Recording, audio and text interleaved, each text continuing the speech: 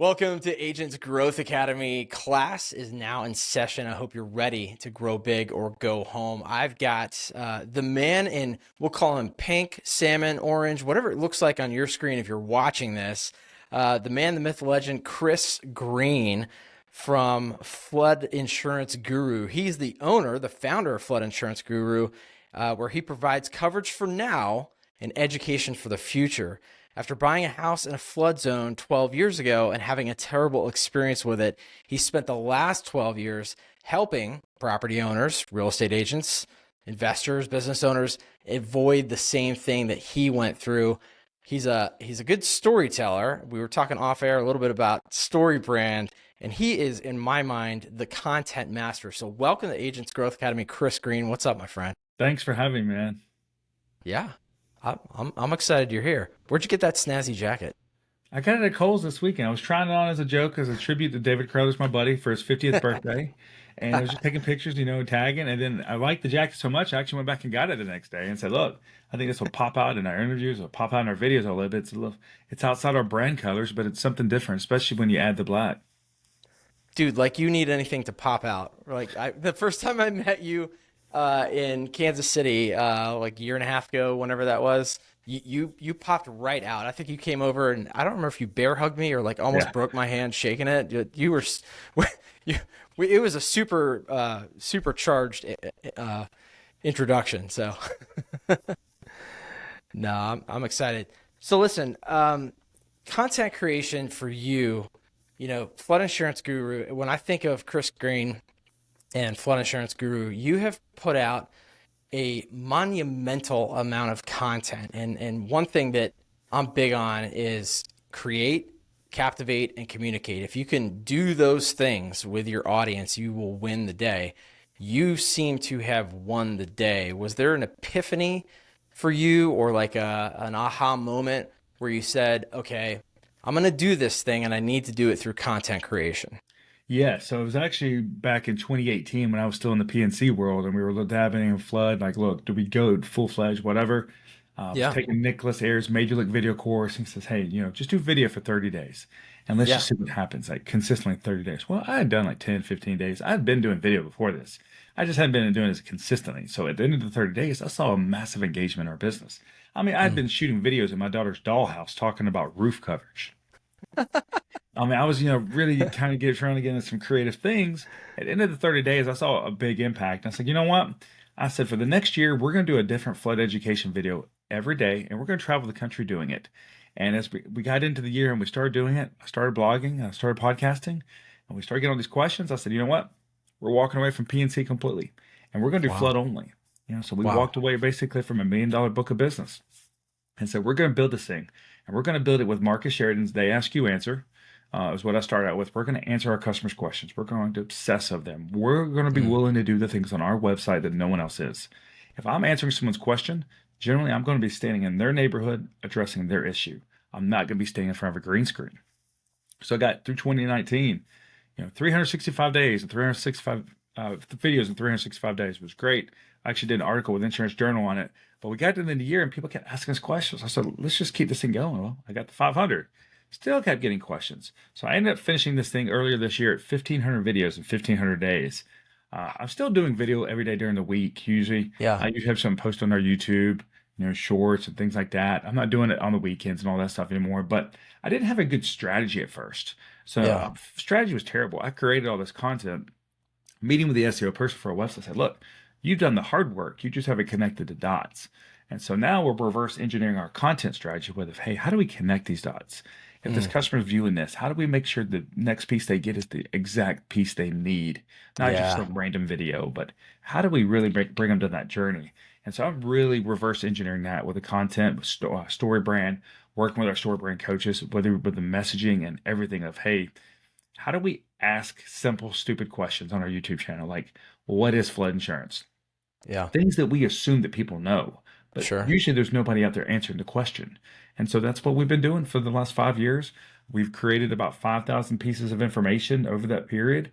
And now we're actually building unique learning centers for real estate agents, insurance agents, loan officers, property owners, and real estate investors that only apply to them, or they don't have to go and search to a bunch of information that doesn't relate to them. So that's a lot to unpack. But before we move any further, what impact has that had on your business itself? And I'll be honest, I'll transparent people. When I was in PNC, we never made more than probably $12,000 a month in revenue. In Yeah. flood, we probably average around $75,000 a month in revenue now. You know, 75,000. Wow. yeah, in revenue. And I said, the goal is to get above that. But one of the reasons is that the way we're answering the question, when the customer picks up the phone to call us, a lot of times it's to give us our credit card information. Look, you sent me a video proposal. I was on your YouTube channel. I read your blogs. Like, you've literally answered every question I had. I'm ready to buy. Yeah. Wow. Wow. Well, I'm curious, where are you getting the most traffic? Is it from YouTube, your blogs, or somewhere Actually, else? it's a lot of it's from my blogs. But when I tell people this about YouTube, our average age of our YouTube subscribers is 72 years old, and they've watched 5 videos and they've read 2 blogs before they pick up the phone to call us. And they're usually calling us because, hey, you sent me the insurance proposal, answer all my questions. You had a video explaining to me exactly what the next steps are. I've already filled out the finalization form on your website. Just need to go ahead and give the credit card information. You had me except for 72 years old. That's an interesting Yeah. demographic. I wouldn't have expected that. No, and that's when people overlook the older crowd. Look, things like Yeah. YouTube, they're going to it because they want the answer to a question. Yeah. Actually, the older crowd uses it more than the younger crowd does. Yeah. Wow. That's really interesting. Fascinating. But the other You thing mentioned, is, when we have a oh yeah, customer go go down ahead. the street to a competitor, for example, they're Yeah. like, wait a minute, the competitor's saying that they're the expert and all this stuff, but Yeah. you're showing me actually how to solve the problem. You're clearly the expert here, not them. Mm. And we let the customer figure that out. Yeah. The competition can tell them, oh, we're this, we're that. Look, we're going to provide you what you need. We're going to provide all these ebooks, things you need to know before purchasing insurance, questions to ask. And they're like, wait a minute, the people down the street are not telling me to ask those things. Yeah. And that's usually when they come back to us and say, look, we're going to do business with you because you're actually helping us solve the problem. Everybody else is just begging us for their business. Yeah. Wow. That's a brilliant way to put it. I mean, it truly is about solving problems. And like you said, you started out with just asking, hey, what questions do you have? So how did you tell me a little bit about that backup? How did you get people telling you what questions they had so that you knew what to answer? So I actually put it on the form on our website. What's the biggest problem you're having with flood insurance? Okay. And they Pretty actually will simple. write a book sometimes. And when we call them back, we can address the problem immediately. Yeah. Or when we send them an insurance proposal, we can put it into the proposal. Hey, here's the problem you told us you were having. Here's the solution that we've got below for you. Here are 3 simple steps to put that solution in place so that you can get back to living life. Wow. That's beautiful. Kind of makes me want to cry, man. It's so simple. Tell me a little bit about Story Brand. And I mean, I know what it is, you know what it is, but for those who are listening or watching, hadn't heard about that, what is it and why is that important for what you're doing? It's clarifying the message and it's simplifying the message. And I'll tell you something that one of the YouTube mastermind groups I'm in teaches reverse engineering, and StoryBrand's kind of taught me that as well. Where we're Mhm. going back and reverse engineering every single process inside of our agency, all the way down to our phones. Somebody in the group got mad at me and they said, how do we be successful in this hard market? And I said, answer the phones. And they're like, don't be a jerk. I said, I'm not being a jerk. I'm serious. Think about it. How many missed calls do you have on your phone system? Are you calling those people back? Those are the kinds of things I have reverse engineered in our company. Mm. Everybody missed call. I don't care if it's a mortgage company. Everybody gets a call back. Yeah. We have increased deals 25% simply by calling people back because they didn't want to leave a message. Wow. Maybe someone available.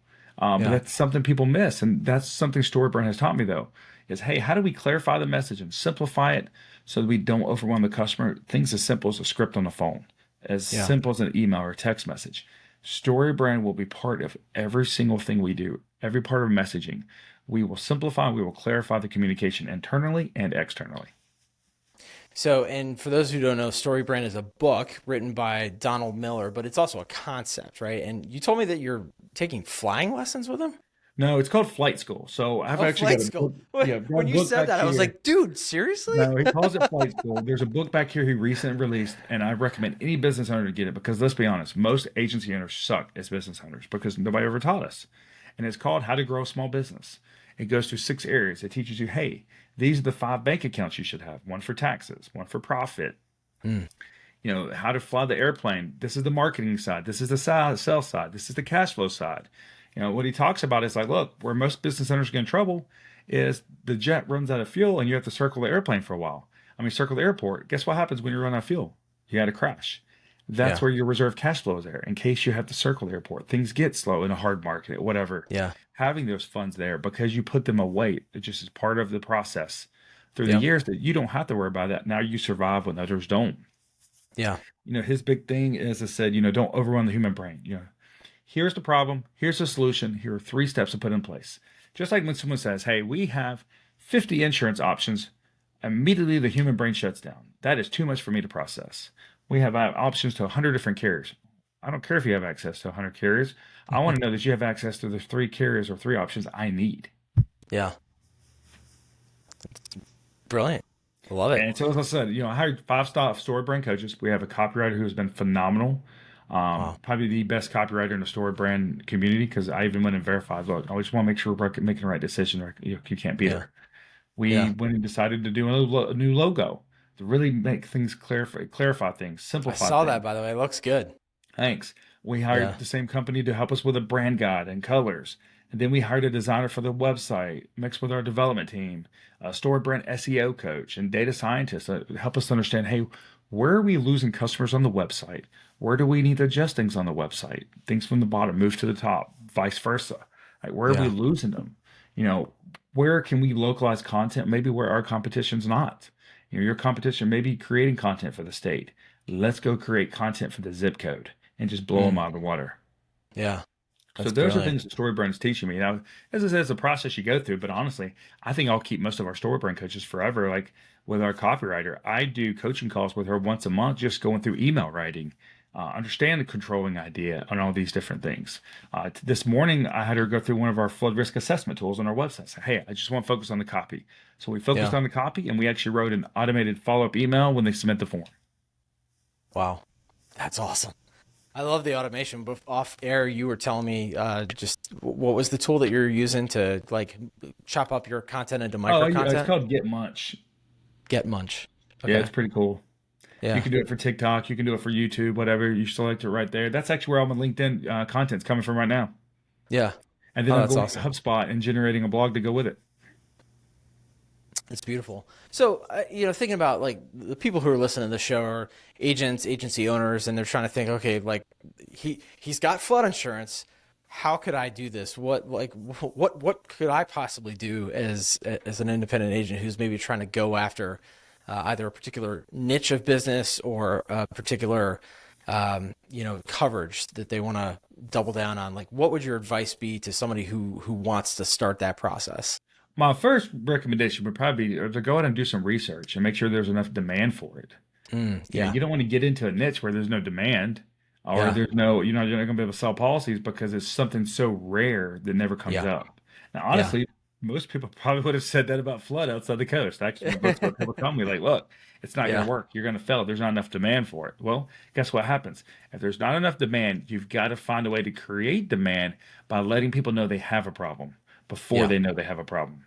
If you can Mhm. do that, you can be successful. Whatever. I mean, I don't care if it's auto insurance, it's home insurance. Just be consistent with it. Answer those questions. Sure. So I promise you that there's questions that might be answered out there, but there's a different way for you to answer it. You haven't answered it. Maybe they've answered it from their point of view. Yeah.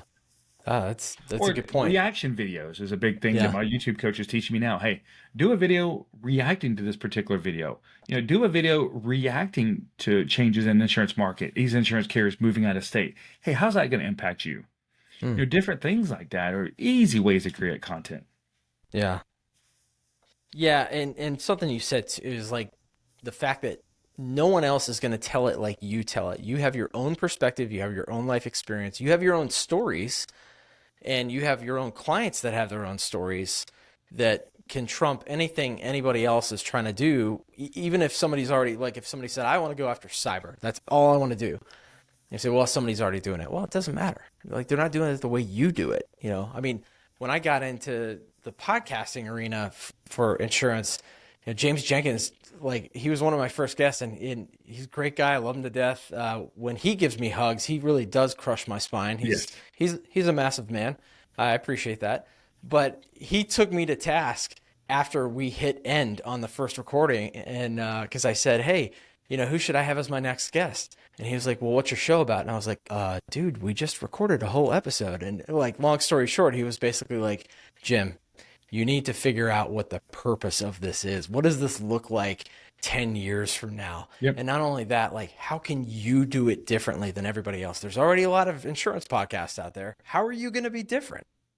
And I'll tell you this will go back to agency owners. Here's the problem. Yeah. Most agency owners and agencies, they don't know their target audience. They Yeah. don't know their Yeah. purpose and they don't know who they want to serve. Or more Yep. importantly, they don't know who they don't want to serve. And they're so afraid to say it on their website. Hey, if this is you, and I say it on our YouTube channel, if I'm talking to homeowners and real estate owners, this video is for you. If you don't fall in this audience, this video is not for you. Yeah. Disqualify them right away. Yeah. So you're not wasting your time with tire kickers, but right away people respect you more because, hey, I know I'm not a good fit for that agency. Hey, I don't do non-standard auto insurance. Hey, if your insurance has lapsed in the last 6 months, you're looking for insurance, we're not a good fit for you. But here's who's someone who might be. Yeah. Yeah. They're so afraid to turn things away sometimes that, Yeah. our same thing with our team. Oh, I want to do this. I said, well, you got to think about it. Long term, 10 years from now, is that really what's going to get us there? Is that Yeah. part of our purpose? Because all the time people are, oh, you should offer commercial insurance. You should offer home insurance. Look, if I go and offer all those things, A, it's going to take away from the value of what we offer in flood. It's going to take our focus away from that. And it's going to honestly take away from what we're really good at. Because Yeah. not only do we have flood insurance, I have a company called the Flood Professor, where I actually teach continuing education to insurance agents, real estate agents, and loan officers. I have a flood consulting company where we do mitigation projects and flood zone changes. If it's flood, we do it, but that's just Yeah. kind of developed off the flood insurance.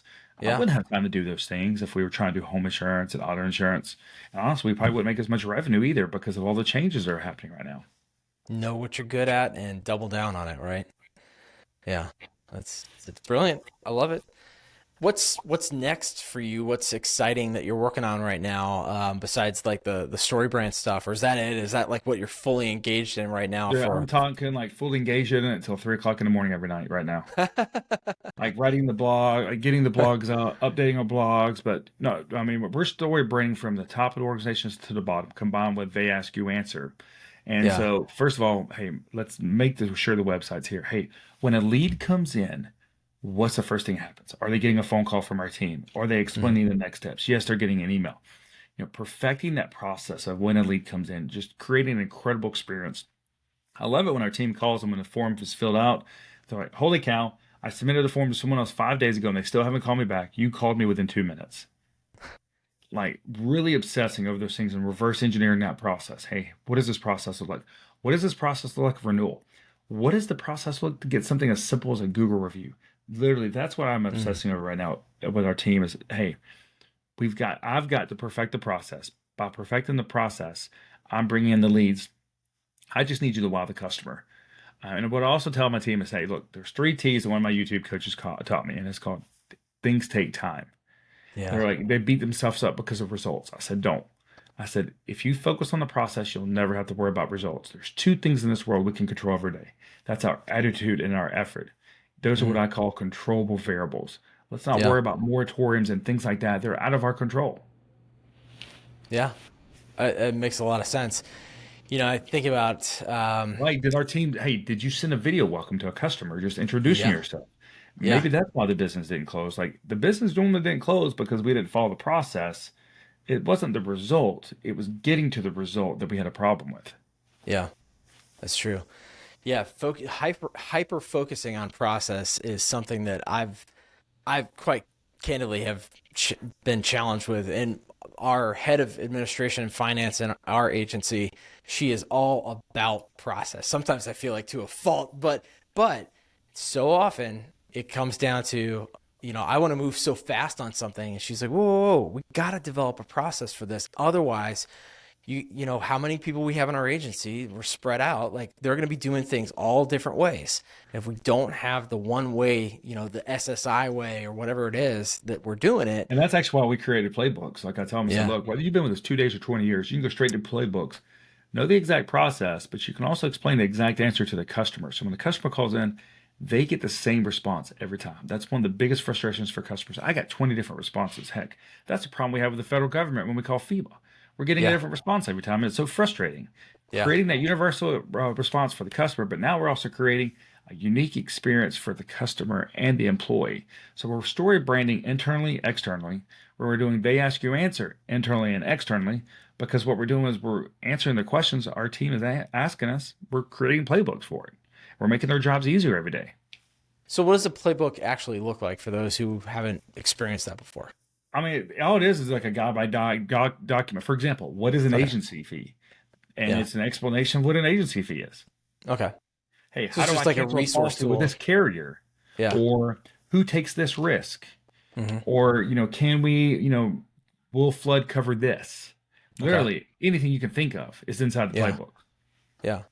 Now, is anybody else on your team also creating content, or are you the sole content creator that's I'm pumping sole everything out? content creator right now, but we just hired Yeah. someone who will be creating content Okay. because I've really taught her how to use video the last a couple of years. Yeah. And she was with another agency that actually had some layoffs and kind of worked out well. That we Yeah. finally got her to come on board, and I'll eventually probably develop her into our business development manager. Yeah. That's awesome.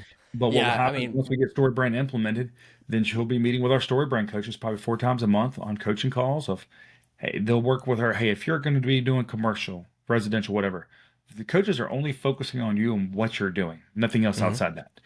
Yeah.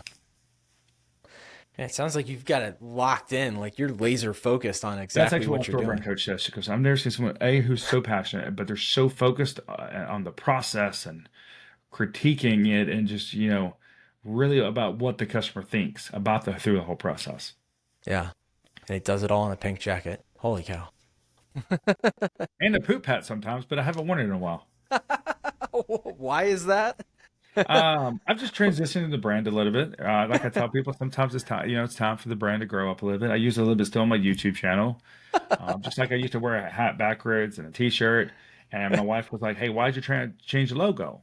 I said, Yeah. "Sometimes, yes, I built that logo 5 years ago when I just Yeah. started our company. It wasn't that professional, and sometimes the brand just has to transition and grow up. And that's Yeah. what we're doing with the logo. That's what we're doing with Story Brand, and we're just naturally developing, just like a child to an adolescent to an adult." Isn't it funny how over time you can actually watch a business grow like it is a human being? It is a living, breathing entity that changes over time and can obviously put you through, like I have three teenagers now, essentially. One my youngest is 12, but she's practically a teenager. Yeah.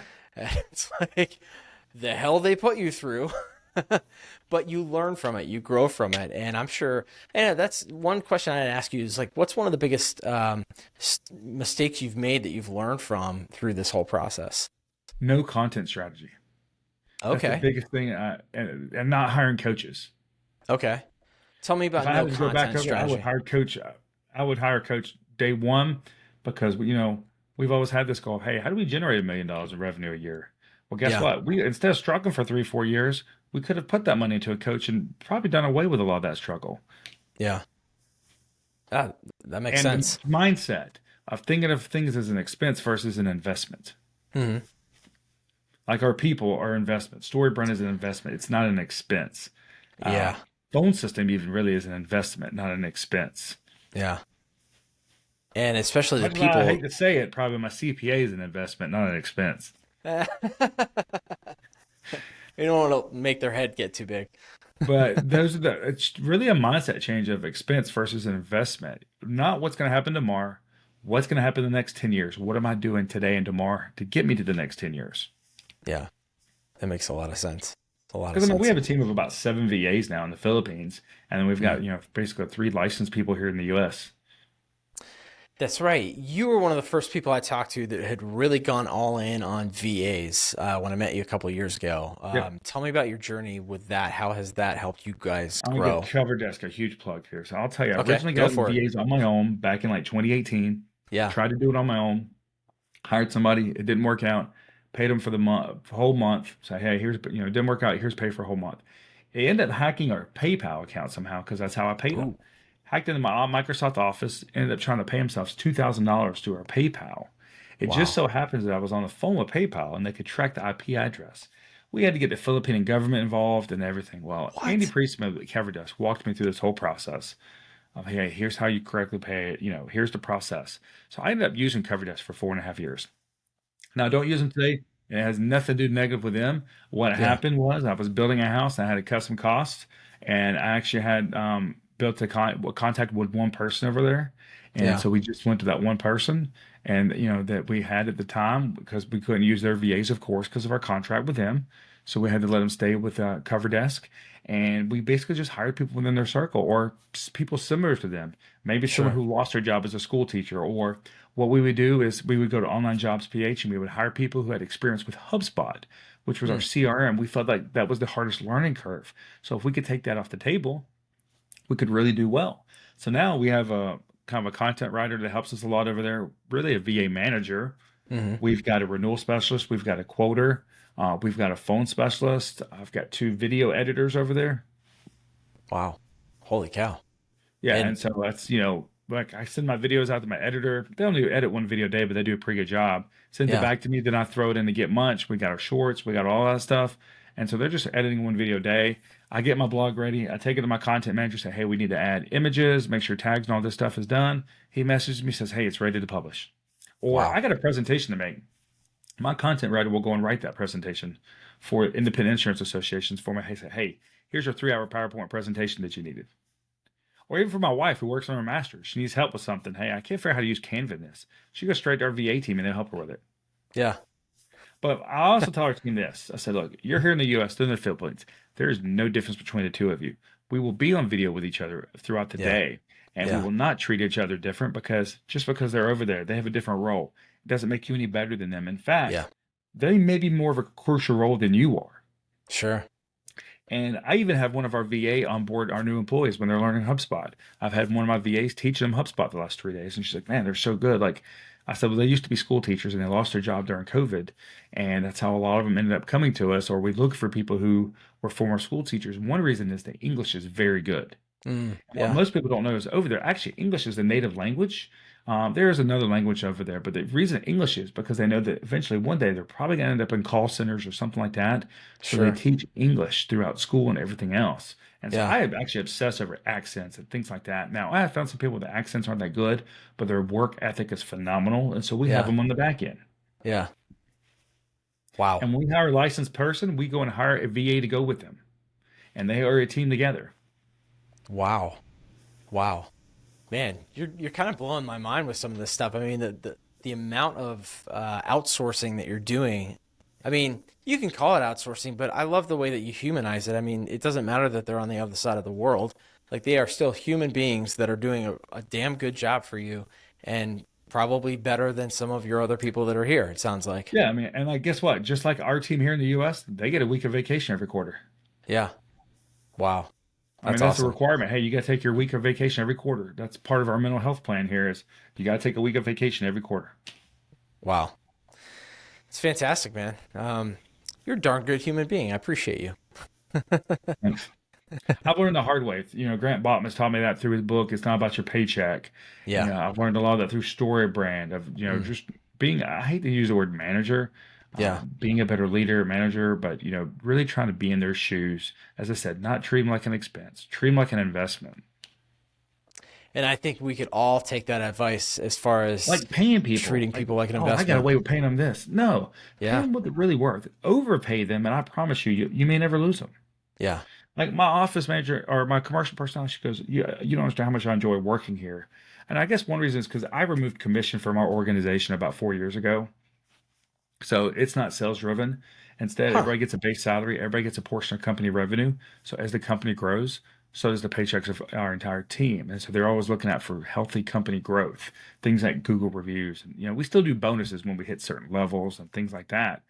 But they don't feel the pressure. Oh, if I can't go on vacation because I can't sell this policy. Or what happens when I'm on vacation? No. Or what happens if I'm working on these two big commercial policies? Who's going to handle this other stuff? And that's why our team is set up with account managers. It's like, look, here's our company goal. I don't care how we get there. We're going to get there. And here's the process we're going to follow to get us there. You could be working on something big over here, and I'm working on a ton of small stuff, so you can get that big thing done. Like my commercial lines manager, who's working maybe on 5 big commercial accounts that may get us to that goal this month. But I got to work on these small things with our other team members so that she can help us get us there. Or like I'm working on Story Brand right now. They understand that, hey, this is the process that's going to get us there because he's working on this. I got to work on this over here. That's why I tell people if you're the best salesperson in the world, you're probably not a good fit for our organization because we're such a team player organization. It sounds like it. And it sounds like with the pressure that you're taking off of them from the sales perspective, it really does almost force them to work more in a team together if their compensation increases or bonuses are coming Yeah. from I mean, look, they team still have to close growth. business. Like I tell them, like, look, we still got to close business or we're going to have to close the doors. I mean, it is what it Yeah, is. But sure. what I tell people is we're an educational organization that owns an insurance agency. When we take that approach, Oh, sales are going wow. to take care of itself. If we follow the process of following up people correctly, like our team sent out an email and said, hey, I want to follow up with you on those quotes from last week. And I said, look, I almost threw up in my mouth when I saw that email. She's like, wow. I said, one, we could have automated that. Two, there was absolutely no emotional connection or personalization. I said, worst case scenario, what you should have done was send out a video saying that. Because at least then they see your face, they know who you are, and now you've built an emotional connection with them. Because I have a rule. If a customer asks us more than two questions, we respond with a video.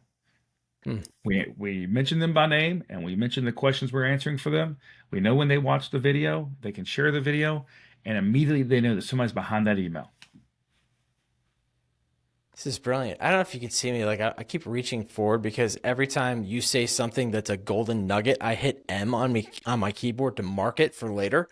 And it's so like you keep hitting me with all Yeah. these amazing points, man. I Just just like when wrote I hire down, some people, I hire people who have experience with good referral partners. For example, I love yeah. hiring people who have State Farm experience because when a State Farm agent calls and says, look, this is a struggle we're having on flood. Mm, Look, I know, I've been there. I worked inside of a State Farm agency, maybe an Allstate agency, maybe someone who used to be a mortgage lender. Look, I understand how stressful the process can be. I used to work in your industry. I immediately can identify. I like hiring people who experience a flood claim or some kind of water damage in their property. So when a customer calls in, they can do a little storytelling.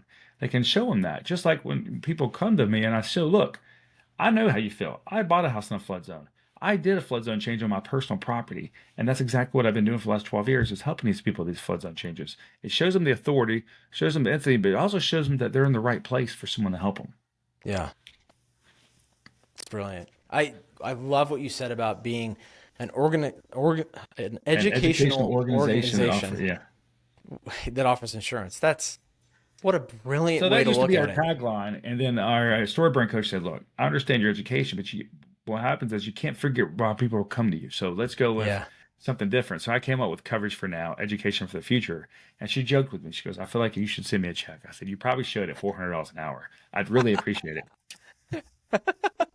She goes, That's no, look, brilliant. that's a great tagline. And she goes, I didn't even help you with it. You came up with it on your own.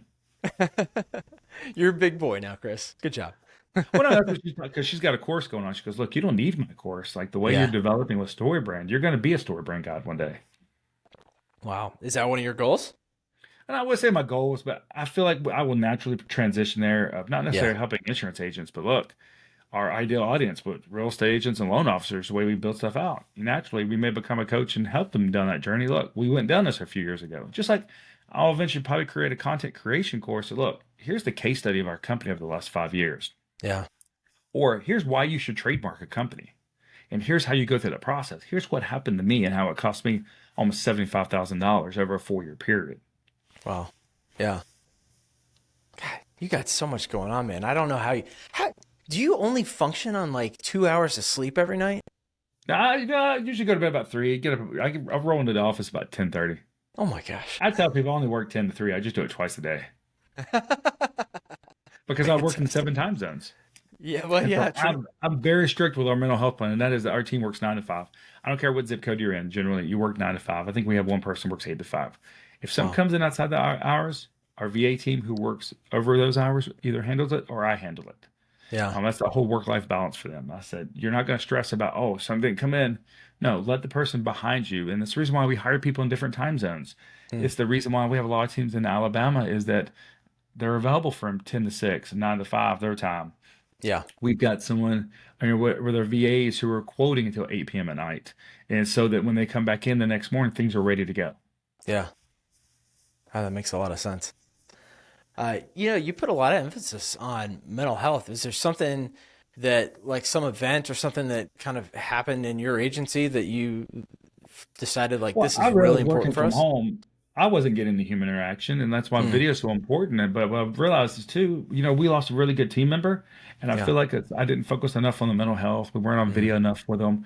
I wasn't yeah. engaging enough. Great team member, was with us for 2.5 years. Took a corporate job, but I feel like that was kind of some of the lessons I learned. I wasn't a good enough leader there. I didn't help them grow, and it's something I really try to focus on. But working from home, if you're not on video like this, if you're not, interacting with people on video, you look down and you haven't seen anybody in 6 weeks and you become depressed. Yeah. That's why I tell them, hey, look, part of the condition is you have to leave for an hour at lunch every day. Yeah. I don't care if you go walk the dog, you go have lunch. Me personally, I go have lunch at the same deli almost every day of the week, interact with everybody. But for me, it's about getting out and having a human interaction. Yeah. And it's something I've been more self-aware of, but most people aren't, especially if you've never worked from home. Sure. And it's to say you don't have kids and you're not interacting with those people. I see people that cut off. And for example, I have a family member that we would probably hire to be a content manager, but they really strive to be around people. And I Hmm. feel that mental health would be a really big struggle for them Yeah. being remote because they would cut people off. And I'm like, look, I think that would put you in a worse mental health situation. Yeah. And so when people come on board, I say, look, you only work 9 to 5. You've got to have an office with a door. And that's got nothing to do with micromanaging. What that's got to do is when you close that door, work here, home there. You're not working from the kitchen table. You're not working from the dining room table and associating a work with those things. You're taking an hour lunch break. You're taking a week of vacation, usually every quarter except for the fourth quarter because we have a lot of breaks, so Yeah. that you can get that mental health break. Yeah. You're doing it right, man. I love it. It's fantastic. I can I'm keep winging going it. on with with you forever on this stuff. Yeah, I'm I winging it do on want to that. get into the rapid fire round. I feel like you've given me so many golden nuggets to go back and highlight and probably put through Get Munch, but I just made it easier for myself by marking all of them. So I'm pretty excited about that. What's one piece of technology or software you can't live without? You talked a lot about it, Hub, different things. HubSpot. HubSpot. Okay, yeah, I thought you were gonna say that. Tell me what it is. I've never used it before. HubSpot, with my time, let's compare something like Agency Zoom maybe, Yeah. or I wouldn't even say better agency. Better agency maybe a different level. Agency Zoom maybe more of a CRM. What I tell people is HubSpot or Salesforce is more like an ecosystem. Okay. You can have your website. Literally, you can have everything in it. I don't think that Agency Zoom is that level yet. Maybe they will be now that Mm-hmm. Vertafore bought them and they're developing them. Mm-hmm. But people say, "Oh, it's just a CRM." I said, "No, it's an ecosystem. Literally, our team doesn't have to leave it all. Phone calls come in through HubSpot. Everything with our website through HubSpot. Our blogging, our SEO recommendations. Literally, we don't have the only thing we have to use HubSpot not for is checking a carrier's website for something. Okay. Emails, Wow. fax, Facebook Messenger. Somebody messages on Facebook, it's coming in the HubSpot in the conversations. Mm. LinkedIn, you send me a message there, it's coming through HubSpot. We're communicating through HubSpot and it's going back out. I built our own AMS inside of HubSpot. You built your own AMS? I built my own apps because we didn't do downloads. So I Yeah. built the policy part inside of HubSpot using custom objects. So when we win a deal, it goes over, it automatically creates a policy with that policy number. 90 days before it's scheduled to renew, it creates a new renewal deal where we start working that renewal deal. And Wow. then at the expiration date, it changes that from an active policy to an inactive policy and archives it. Wow. Jeez, man. I mean, I use and that's why it's our team. I said, look, we spend the first 2 weeks when we onboard somebody, teach them HubSpot Yeah. because we literally use it for everything. Like that's how I have Vidyard built in, where someone watches a video on my website. I know that they watched this video and they read this blog and they downloaded this ebook. So when I follow up with them, that gives me, all right, you're basically telling me that you're in the process of purchasing flood insurance in Huntsville, Alabama, because you read the Huntsville blog, you downloaded this book, and you watched another video on the guide to Huntsville flood insurance. So I call them and say, look, pretty good day. You're probably looking for flood insurance in Huntsville. Yeah, I am. They feel like they can identify with them better. Our team can go through there and look at all that data and know, oh, customers like, hey, you never sent me this. We sent it on this day and this day and this day. You open up the DocuSign here or PandaDoc, which is what we use. We Yeah. put everything in there. We're switching our insurance proposals to something called Quiller, which is more website based. Okay. But all that data is pushed into HubSpot, so we know when people view it. Yeah. We know when they accept the proposal. So now our team can pick up the phone and say, hey, this is the onboarding team at Flood Insurance Guru. Just give you a call to start the process of completing your flood insurance policy. Wow. Or someone opens an email, clicks a video 5 times. Yeah, I noticed that you watched this video a few times. Are there some questions I can answer for you? Or maybe they do open an email and we just send them a general email back. Hey, just want to follow up. Oh, I'm glad you followed up. I was looking for this. And they feel like we can almost read their minds. It sounds like it needs to be rebranded as stalker.com. I did. I was telling you, man, the data is great, and the development they're using with AI, for example, Yeah. the conversations. One of my new team members, she goes, "I think it's so amazing that I can write a conversation to a customer and decide if I want to send it in friendly mode, professional mode, or even a witty mode, and I Hmm. can reword it using content AI. Yeah. It's how they have everything built into it." That's I said, "No, beautiful, it's man. great." I said, "I use it every day to reword my emails because I'll just start writing and things don't flow right, and I go to the Yeah. AI tool and I let it rewrite it for me." You sound like Mark Twain all of a sudden. No, it's great. It just flows a little better. It sounds a little more, Yeah. maybe more professional.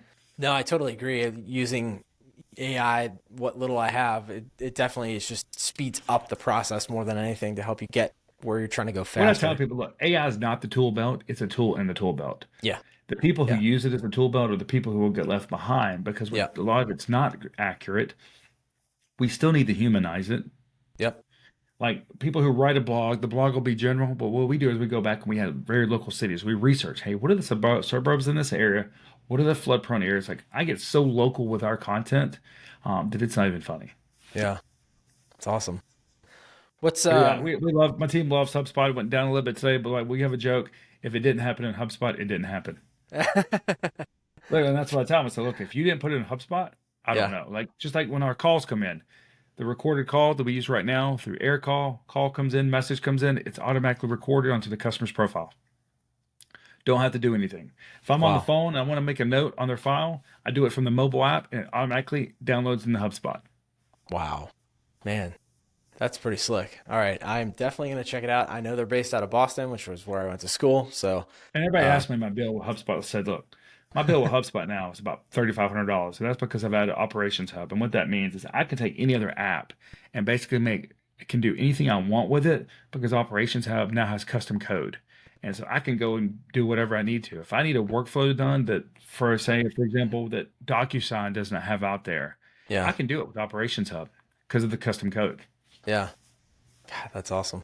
That's awesome. Like I built HubDB tables. So like for our referral partners, each referral partner has their own link and they have their check your flood zone in there. And so when they submit it, we have an email address in that HubDB table and automatically sends a response back to them in that email address. You know how many deals are being submitted through that. Like I used HubDB. All the information on our learning centers is done through HubDB, which is basically just huge spreadsheets inside of HubSpot, and it's Yeah. pulling that data and it's pulling the filters, all this different stuff. Wow. I go way deeper than most people do, but I think HubSpot is probably one of the best CRMs out there, and I tell people our ecosystems, and I tell people it's because they listen to their customer. They're constantly making these changes. And you don't think that from an insurance perspective, like insurance industry perspective, you're missing out on anything that some of these others that are built for our industry would be able to give you? I'm not because I don't, as I said, we don't have downloads on Flood really, and Yeah. that was literally the only thing we were missing. What I tell people is that look, I'll put HubSpot against any AMS you have all day long, and we'll run circles. Yeah. But one reason is they may be really good at this, but they're Yeah. not good at this. Yeah. They may be able to have recorded phone calls. They're not able to add all these AI tools yet. They're not able to implement their website in there. Hmm. It's a different kind of system. Yeah. That makes And it's sense. David Carruthers' fault that I'm broke. He got me into it many, many years Yeah, I ago. thought he used that too. Okay. He Yeah. does. So Yeah. David jokes and he says, look, if you like what I do with HubSpot, then Chris is like a ninja on it. And even he has a HubSpot coach that helps him with a lot of stuff. And I try to get his HubSpot coach to help me. I said, no, you're way past me. Like, I can't help you. Because we literally have conversations every week. That's funny. Like AI forecasting sales now based on conversations that have happened between text, phone, and like some really cool Jeez. tools like that. Yeah. Wow. That's way in the weeds, man. But that's pretty cool. Or like pulling, for example, have you ever heard of Hazard Hub? No. All right, so Hazard Hub is actually one of the biggest risk data companies out there for insurance companies. What it does, it tells you like your fire, it tells you your ratings, hey, what year was the house built, the flood risk score, all this stuff. Well, we take that data and we pull it into HubSpot and we display it on a dynamic page. So when a customer requests a flood risk verification, right away they know if flood insurance is required, what flood zone the property's in, how close to water they are, and what their estimated premium is Hmm. instantly because it's pulling API data. Yeah. And then our team, and that goes in there when they're quoting it, they know what year it was built, they know the foundation type, all this different stuff. And so they're not researching that information. So now a quote time of 45 minutes may turn into 20 minutes. Wow. Jeez, man. That's insane. And then look, I'm pushing like a million pieces of data in there, but I'm only Yeah. displaying about 10 pieces of data in front of each team member, and it's the exact 10 pieces of data that they need. For a customer, it's usually three pieces of information, and that's it. Like, look, Yeah. when they're trying to figure out their flood risk verification, they don't need to know the replacement cost of the property yet. Yeah. All they care about, hey, is flood insurance going to be required, and how much is it going to cost me per month Yeah. at that time? And what their overall flood risk is, which is 0 to 100 on a score that we built that basically tells people no matter what flood zone you're in, here are the actual chances of your property flooding. Wow. That's pretty cool, man. So we're working with a lot of the API, different API, real estate API companies, pulling all this data in, and then just displaying it to customers and creating this incredible experience for That's awesome. All right, I got another rapid fire question for you. Rapid fire is hard with you because you want to go deep, and I love it. I will let you go and go and go. But one book that you're reading right now or that you've read recently that you just have to share with folks. them. They ask you answer. I've read it 38 times. And that would What? actually probably be two books. It would also be building a not building a story brand, Yeah. marketing made simple by story brand. Ah, okay. Also by Donald Miller or Also by Donald Miller. He has okay. three books, actually like four books. He's got Yeah. How to Grow a Small Business. He's got Story Brand, Business Made Simple, and Marketing Made Simple. Now, the important thing is Marketing Made Simple also has a podcast. The first 8 episodes of the podcast is basically the book, and he talks Wow. about your messaging on your website, building that website, not just to convert and all this different stuff. But today's actually Wednesday, which means one's out. They've had a series out the last 6 weeks of how to build a sales funnel. And then what they Cool. do is they give you one nugget in each podcast. It says, hey, go to this link, download the free sales funnel, step-by-step guide. Yeah. Cool. Love it. What's one piece of advice you would give to your younger self? Think of things as an investment, not an expense. Take the Mm, risk earlier rather than later. And that's yeah. how my wife all the time, look, I basically just gambled a whole company on StoryBrand. Yeah. Like, I got sick. I had congestive heart failure last November Wow. and lost feeling in my legs and my feet. They told me I had about 7 days to live had I not gotten to the hospital. And I Jeez, ended man. up losing my vision about 60 days after that, completely in my left eye, 40% in my right eye. Told me, you're probably never going to get your vision back. Because Wow. what happened is the congestive heart failure sent my diabetes fast forward 25 years.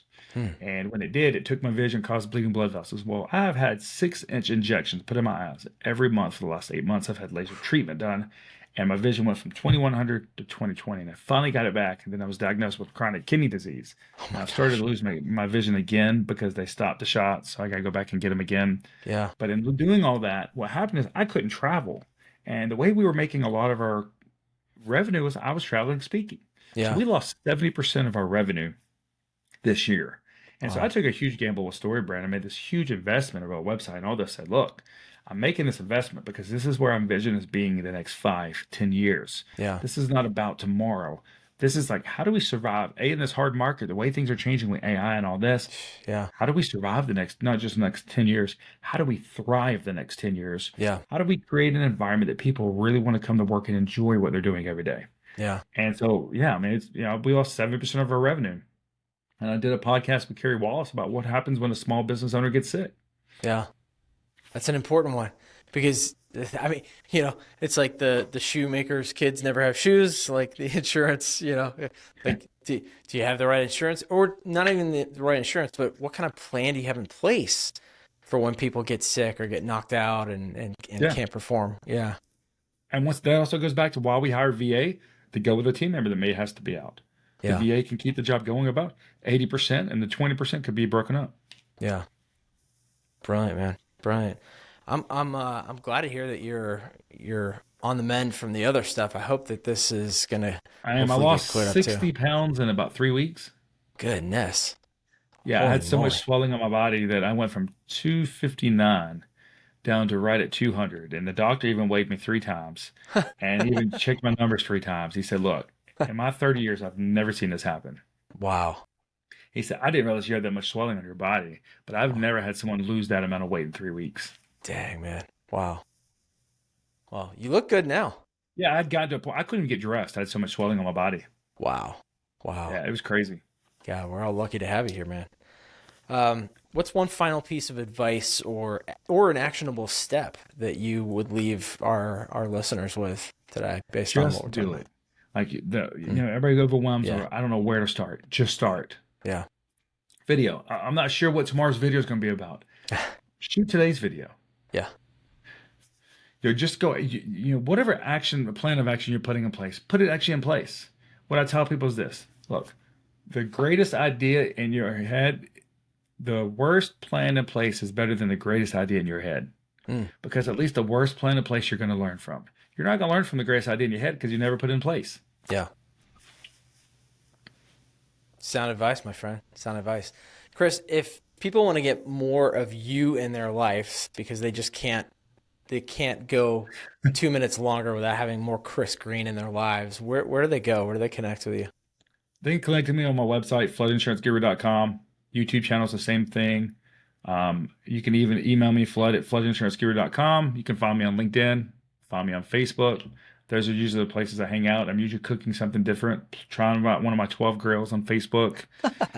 Because that's actually how we generate a lot of our insurance business, actually, is through our Facebook page with the different cooking things that I do. Oh, that's cool, man. What's your favorite thing to cook?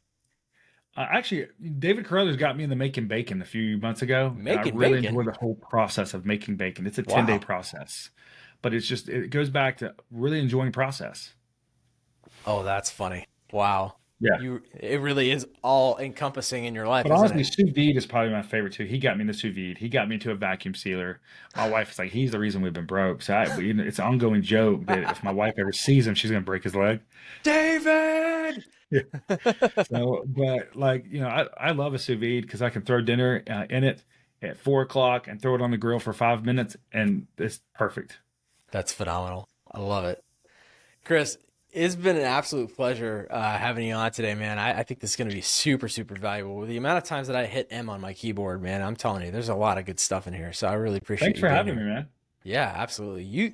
You stick around with me for a second, but for everybody else, until next time, grow big or go home. See ya.